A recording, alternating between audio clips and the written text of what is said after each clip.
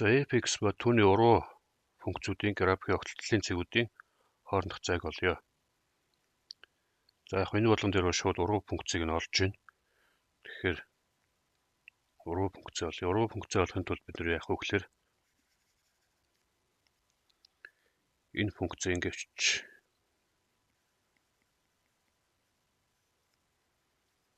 3x дээр нэмэх нь 6. За уруу функцийг олох гэж байгаа учраас x, y-хоёрыг үүргийг солих буюу y гэж бичгийн хооронд x-ийг x гэж бичгийн хооронд y-ийг бичнэ. За эндээс бид ямар нэгэн байдлаар y-ийг олох ёстой. За хоёр талыг нь энэгээр үржүүлчих юм бол 3xy нэмэх нь 6x тэнцүү 2y дээр нэмэх нь 7 бол. За y-ийг олох гэж байгаа учраас y тэнүүдээ нэг талд нь гаргаад y гүнүүдээ нөгөө талд нь гаргачих. Тэгэх юм бол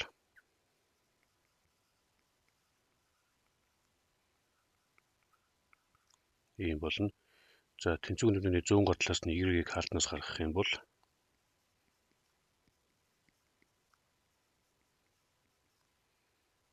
ийм болно. Хоёр талаас нь хоёр талыг нь 3x-ээс нь 2 туучих юм бол y тэнцүү 7-оос 6x хуваах нь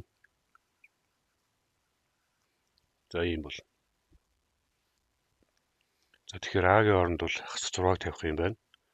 B-ийн оронд 7-г тавих юм байна. C-ийн оронд 3-г тавиад D-ийн оронд хас 2-г тавина гэсэн үг. За одоо энэ хоёр функцийн огтлолтын цэгүүдийн координатыг нь олно. За энэ бол 1-р хэсэг нь явагдаад үсчлээ гэсэн үг. Одоо 2-р хэсэг. За ер нь бол хоёр функцийн огтлолтын цэгийг олохын тулд энэ хоёр функцийн хооронд нь тэнцвүүлдэг. За тэгээд энд олсон байгаа функцээ энэ функцтэйг тэнцвүүлээд огтлолтын цэгийг олж болно. Эсвэл арай амархан арга байж болдог. За тэрний юу вэ гэхээр уруу функцүүд огтлцохдоо y тэнцүү x гэсэн шулуун дээр огтлцдог. Тэгэхээр эндээс бид нэр шууд fx тэнцүү x гэсэн тэгшгэлийг бодоод огтлолтын цэгүүдээ олж болно. За энийг нь уруу функцийг хичээлдээ тодорхой байж байгаа тэрийг нь орж үзээрэй.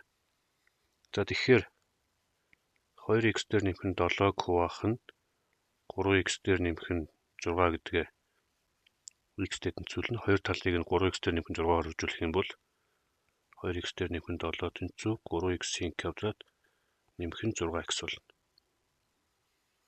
За эндээс мэдээж бүгдийг нэг талд нь гаргачих юм бол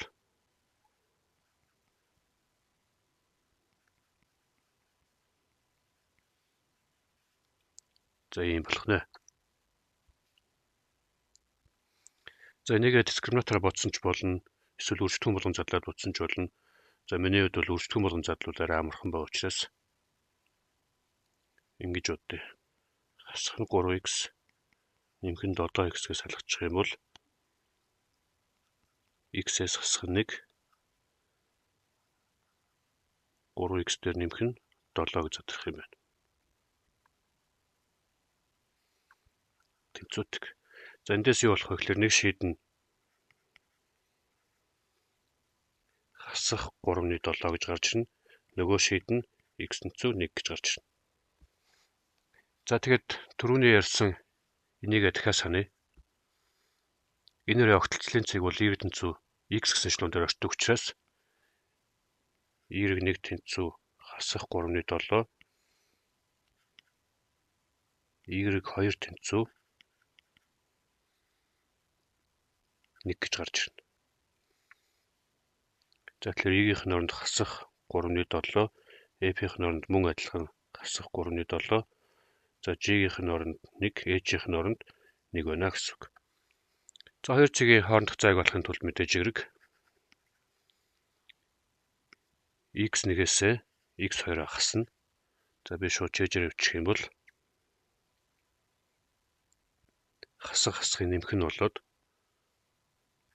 3-ны 10 гарах юм байна. За энэнийг квадрат. За нэмэх нь нөгөөх нь бас адилхан 3-ны 10-ийн квадрат болно. Тэгээд гадна талаараа язгууртай. За эндээс бол мэдээж 3-ны 10-ыг үржих нь язгуур дор 2 гэж гарч ирэх юм байна.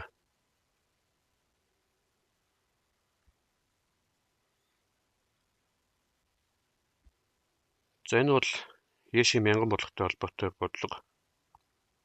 Тэгээ энийг сайн ойлгож аваад мянган бодлогоосоо ороод софтлаа татчих болно. Нэг дэвштраад өөр хөлбөрт, нэг дэвштраад өөр хөлбөр хэмжлэг төсвөлгүй олон удаа хөлбөр гаргаад давтаад шалгуулж болно. Одоо шалгах гэсэн энэ төвчөн дээр дараад зөв бодолд нь ороод тэгээ өөрийнхөө бодолтой тулгаж үзээд юун дээр алдсан байна. Ямар алдаа гарч ийнэ гэдэг засаад явах боломжтой.